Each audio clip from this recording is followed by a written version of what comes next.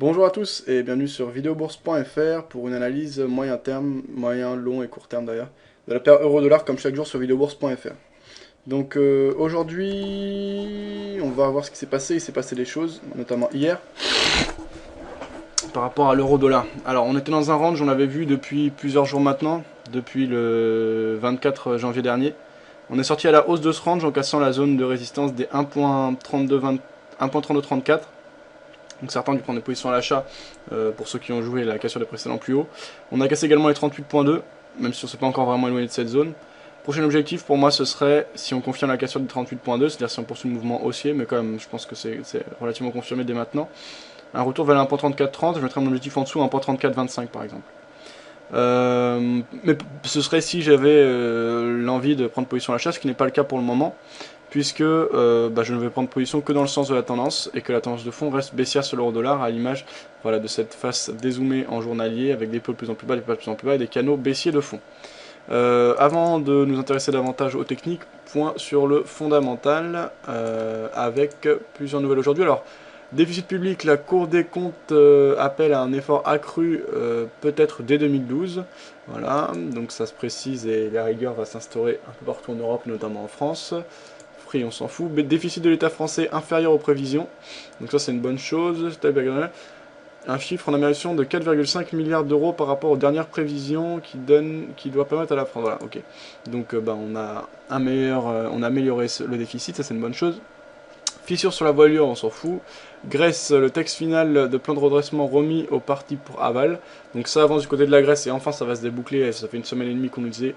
Et là ça commence à se préciser. Le texte final présentant le plan de redressement négocié entre la Grèce et ses créanciers Union Européenne et FMI a été remis mercredi aux 3 dirigeants des partis politiques de la coalition gouvernementale. Voilà. Déficit, Valérie Pécresse conteste les chiffres anciens de la Cour des comptes. Ok. Trafic aérien, 3e jour de grève. Indonésie, la grève. La bourse de Paris ouvre en hausse, profitant d'un regain d'optimisme sur un accord prochain sur la dette grecque dans un marché qui doit par ailleurs digérer la publication de nombreux résultats d'entreprise. Et la croissance nulle en France au premier trimestre 2012 selon la Banque de France. Voilà les gros titres.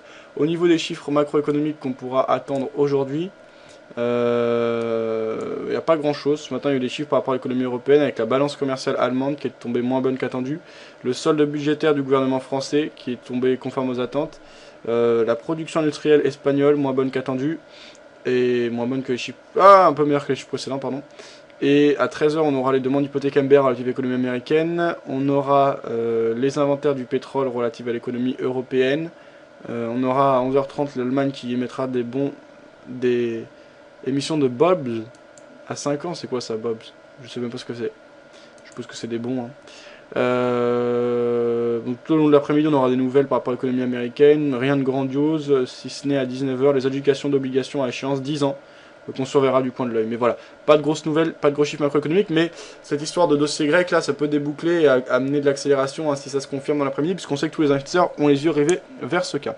Alors moi sur l'euro-dollar, vous saviez que j'avais une position à la vente et j'ai mon stop loss au-dessus des précédents plus hauts. Je suis donc sorti.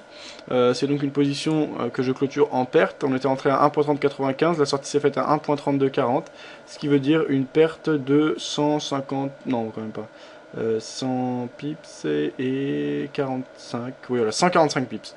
Vous vous rappelez, hein, les 3 derniers mois ont été très bons puisque j'avais pu suivre toute la tendance. Et donc là, c'est un premier stop loss depuis fin octobre et on reste largement positif. Alors je ferai le bilan, je l'avais fait à la fin, on était à plus 500 ou 600 pips, je sais plus.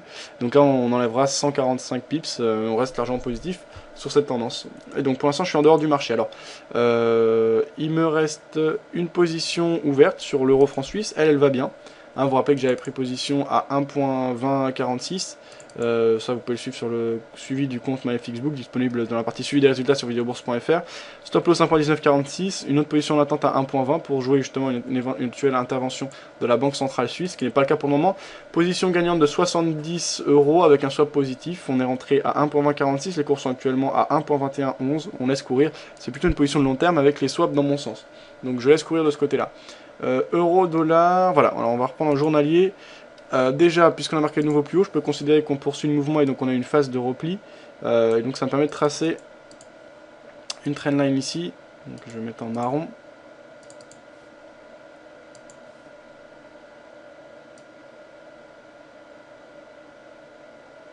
Voilà, le canal de correction dans lequel on évolue pour le moment. Alors je supprime certains éléments du graphique qui ne nous servent plus, avec le support oblique baissier ici.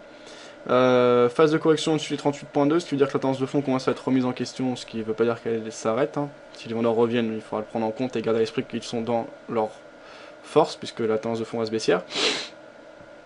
Comme j'ai dit, prochain objectif pour moi les 50%.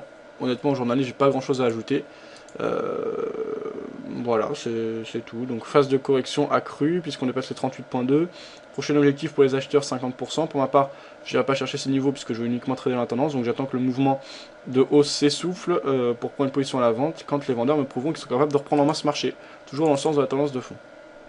On passe au H1 et donc au moyen terme, sur lequel on voit qu'on a cassé toute la zone de résistance, donc oblique et horizontale qu'on avait dessiné. Et donc désormais on accélère. Alors je vais simplement garder cette zone de résistance, puisqu'on pourrait reprendre l'appui dessus pour marquer un éventuel pullback. Donc on verra ce qu'il en est. Voilà, je supprime le reste.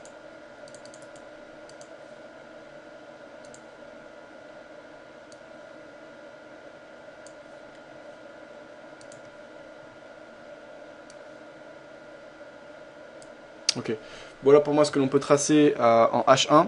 Donc un canal aussi assez régulier, cassure des précédents plus hauts, donc on est en pleine force du mouvement. Pour moi, hors de question de rentrer à la vente dans ce contexte. Je ne veux pas non plus rentrer à l'achat puisque ma conviction long terme est baissière par rapport à l'euro, comme je l'avais dit. Et au vu de ce qui se passe actuellement en Europe, bon, on va peut-être avoir un débouclage du côté de la Grèce, mais vu le rebond, je pense que ça a en grande partie été amorcé et pricé. Et que de toute façon, la plupart des problèmes ne sont pas résolus, qu'on a des grosses échéances politiques et que ça a amené sur de nombreux pays, hein, on pense à bien sûr aux États-Unis avec les élections, la France, il y a. J'ai oublié un pays. Il y a pas mal de pays qui vont élire leur nouveau gouvernement, etc. Donc on peut avoir des bouleversements politiques. En tout cas, ça peut amener de la tension et de l'inquiétude. Ça, c'est plutôt facteur d'incertitude et donc mauvais pour les actifs à risque. Mais également un contexte fondamental toujours aussi économique toujours aussi tendu et dans lequel on manque de visibilité, ce qui pour moi est plutôt une mauvaise chose pour les actifs à risque. Alors il y a sûrement mieux à vendre que l'euro face au dollar au niveau des actifs à risque, avec notamment le marché actions qui sont très hauts. Mais dans le cadre de l'euro-dollar, oui, je garde un biais baissier pour ces raisons également. Donc en H1 ou H4, fixer ses objectifs c'est pas évident. Il faut mieux se mettre en D1 et aller viser les 50%, hein, que ce soit à moyen terme ou à long terme. Alors simplement à moyen terme, si on veut viser un objectif moins long que les 50%, on peut simplement parier sur le ralliement de la résistance oblique haussière qui conduit le mouvement depuis les plus bas de mi-janvier. Voilà, donc biais haussier, ceux qui ont des convictions acheteuses peuvent acheter au cours actuel. L'idéal aurait été d'acheter sur cassure ou sur le pullback qu'on a eu derrière. Le cours actuel c'est un peu tard, c'est pas trop tard non plus, donc il y a toujours du potentiel à la hausse pour moi. Après il faut regarder également les autres actifs à risque, etc., faire des comparaisons pour voir où on en est. On sait qu'on a des zones importantes, notamment au niveau des marchés actions, avec un redressement de 50% de la dynamique baissière qu'on avait eu précédemment. Donc il faut voir si on franchit cette zone ou pas, et sachant que bien sûr les différents actifs sont corrélés, garder un œil sur les différents produits. Là je me concentre sur l'euro-dollar, mais voilà, il ne faut pas occulter les autres produits. Voilà. Donc d'ailleurs je pense que pour demain, tiens, je vais préparer une analyse multi-produits, plutôt que me concentrer uniquement sur l'euro-dollar. Puisque ça va être très intéressant. Ce sera peut-être un peu plus long, mais voilà, je préparerai ça. Là, je vais pas le faire sur le brut comme ça, mais voilà, pour demain, je préparerai ça. En court terme, en M15, on voit la cassure de la zone de résistance, qu'on peut supprimer, enfin en tout cas une partie pour le moment, désormais. On a donc des plus bas de plus en plus haut de plus en plus haut.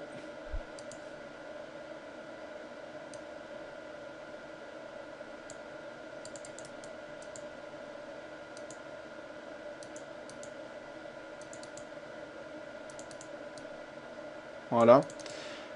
On est bien dans un canal haussier, la plupart du mouvement, la plupart du temps c'est de l'hésitation et la plupart du mouvement s'est fait en quelques minutes. Comme vous avez vu, j'ai très mal joué hier, pourtant c'était un mouvement exactement comme ce que je cherche habituellement. Et donc on a eu une belle phase d'accélération hier après-midi, notamment portée par l'intervention et voilà, le discours de Ben Bernanke face aux parlementaires, aux sénateurs américains.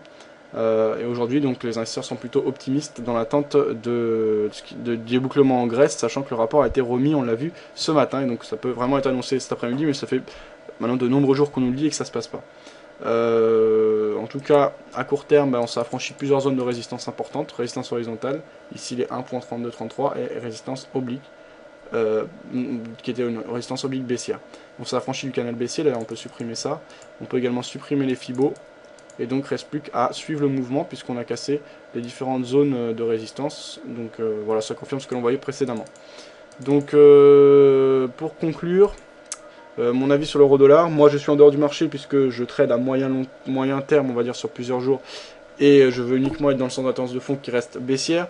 Ceux qui ont donc pas d'avis pour le moment, et vu que les acheteurs sont forts, je pense pas que ça arrivera tout de suite. J'attendrai que les vendeurs me prouvent qu'ils sont capables de reprendre en main ce marché, donc en dehors du marché. Ceux qui ont des convictions acheteuses fondamentales et qui cherchent des points d'entrée, les cours actuels sont pas mal, mais ça aurait été plus intéressant de placer un buy stop parce que c'était assez simple et ça faisait longtemps que c'était repérable quand même cette zone.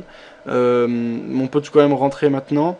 Les objectifs, je pense qu'on peut viser précisément les 1.3425 ou 1.3420, voire 1.3410 si on pas serré, c'est-à-dire un ralliement de la zone des 50% de retracement de la dynamique baissière qui s'était observée du 27 octobre jusqu'au 16 janvier 2012. Voilà.